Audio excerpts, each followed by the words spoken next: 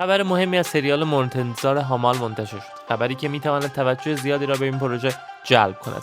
بعد از مدت‌ها پنهانکاری و گمانه‌زنی درباره بازیگر نقش اصلی زن، بالاخره نام این چهره مشخص شد.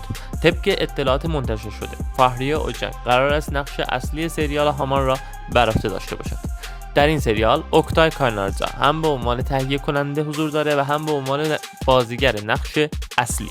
مذاکرات مربوط به انتخاب بازیگر زن مدتی با حساسیت و در سکوت خبری دنبال میشد، اما حالا حضور فهریه اوجنگ در این پروژه قطعی شده. سریال هامال قرار است در فصل جدید پخش سریال ها از شبکه آتیوی روی آنتن برود. با توجه به حضور بازیگران مطرح، تیم تولید قوی و فضای پرحاشیه‌ای که از همین حالا اطراف این سریال شکل گرفته، به نظر میرسد هامال یکی از سریال‌های پرگفتگوی فصل جدید تلویزیون ترکیه باشه. نظر شما چیه؟ تو کامنت ها واسه هم بنویسید.